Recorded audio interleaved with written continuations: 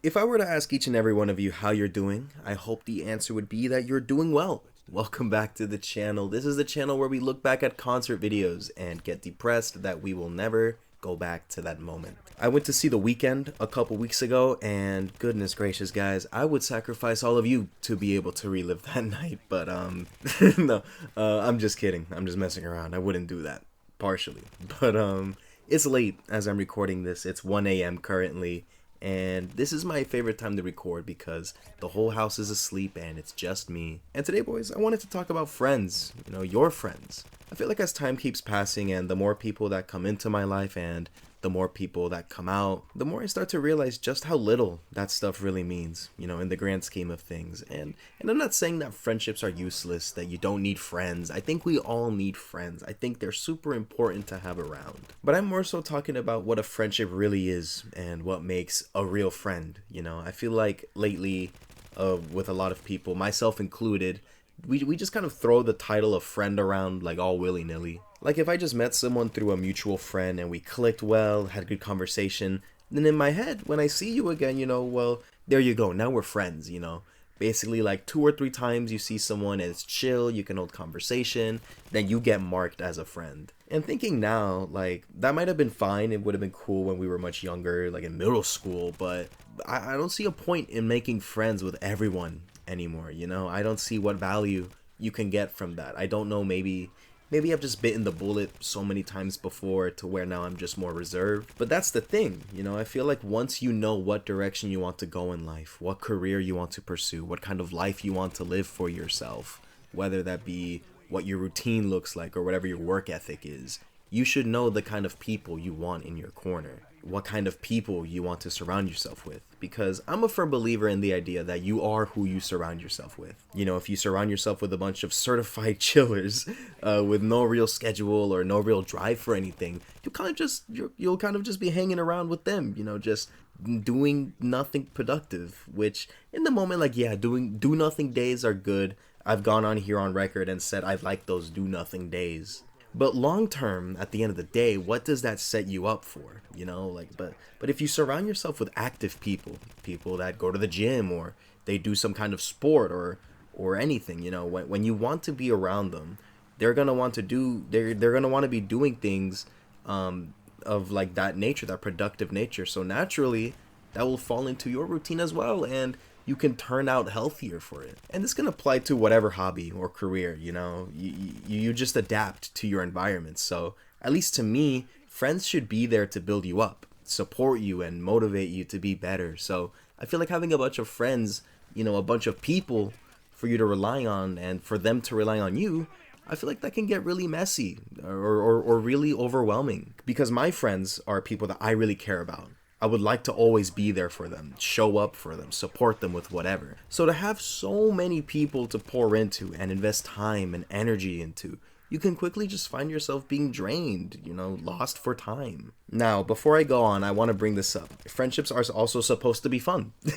I'm aware of this. It's good to have friends that are there for a good time, someone you can be loose with, you can be relaxed with. Those are also good qualities to have in your friends. I don't want it to come off as friendships should be transactional, like you're only here to support me and emotionally be there for me. Like, I get that sounds psychotic. Like, I hope listening back to this when I'm editing, that's not how I come off. But like, friends are people you keep close to you. So like, why would I keep someone that doesn't add anything?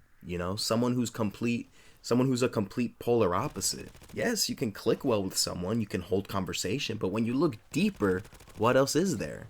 And I'm only saying this because I just want you to be sure. Because life, for everyone, for you, for me, it will come with challenging times. Maybe for you as an individual, or something comes up that kind of shakes your whole friend group. So now you would just ask yourself, how will my friends act when things aren't normal? When things aren't going good? When we disagree on something or we bump heads, are we gonna handle it like adults? Can we talk about it? Can we talk it out? Can we reach common ground? Or is it going to be an argument every time? Is someone going to be petty and add more to the plate? I feel like these are things not many people think about because, I don't know, maybe we just don't like thinking about the bad, or we may feel that the quote-unquote bad stuff are so few and far between to call attention to it, so why even spend time preparing for it? And it's just like, I don't know, because like if they are few and far between, that still means that they happen. It's an inevitability with everyone. No one is safe. So that's fine. It like, because it's good, to have friends where you don't agree on everything. Friends that challenge you. Because if you just surround yourself with yes men and people that agree with you on everything, follow blindly, then when you're out of line, there's nobody to hold you accountable. And it's that accountability really that helps you grow. So that's what I meant when you have those friends that check on you. Are you gonna get mad? Are they gonna get mad when you do the same? I feel like that's something we all need to think about and evaluate within ourselves. So when I say don't be friends with everyone, it's for reasons like that. It can be exhausting being friends with absolutely everyone. Keeping up with 30 people, being emotionally invested, showing up for 30 people, being in disagreement with 30 people. Like, that junk just wears you out fast. So you can't pour into other people when you yourself are drained. The corny saying, you can't pour from an empty cup. And it's also like, as adults, I don't know about you, but for me, I know I definitely don't have time for that. Time for drama, time for so many people. And it's not even because I want to be selfish or antisocial or just not be a good person, but it's like I know what I'm trying to do. I know my schedule, I know my boundaries. So why would I add more when I know it will just not work out? It'll cause me to stumble in some other avenue in my life. And also, people will just let you down. This is a topic for a whole separate video, but to keep this idea brief, everyone is human, obviously, and everyone makes mistakes. Everyone knows this. So people will inevitably say something or do something that at some point can affect you, or either on accident or for some other reason. So to go down that emotional road and deal with that with potentially a bunch of people, it will be a lot. So I say it's best to avoid that if you can. And a very easy way to do that is just be honest with yourself and know who is an actual friend and who is your acquaintance. Acquaintances aren't bad. It's not awkward. People think it's weird to be called an acquaintance, but it's not. It just means you're not so close with someone that you're their friend and go to their house or anything, but you're still a respectable person in their life that they can get along with and be cordial with. And that's perfectly fine if you ask me. A real adult won't throw a fit or act some type of way with you if they know they're an acquaintance. It's not some dirty label.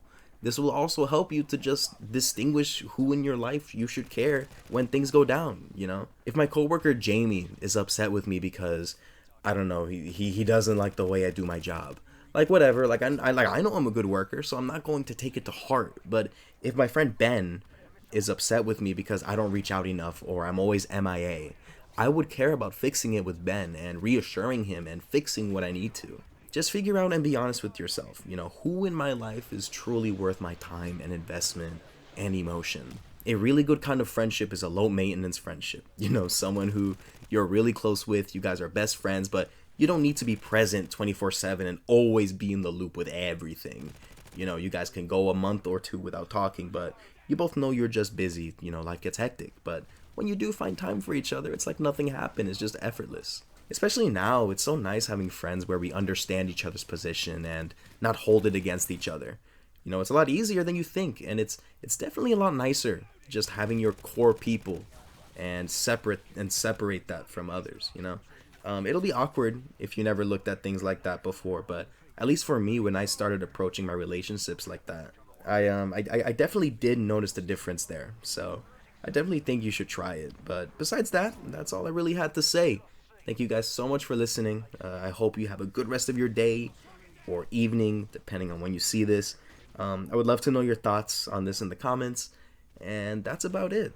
Thank you guys again for watching. I hope you take care and be well.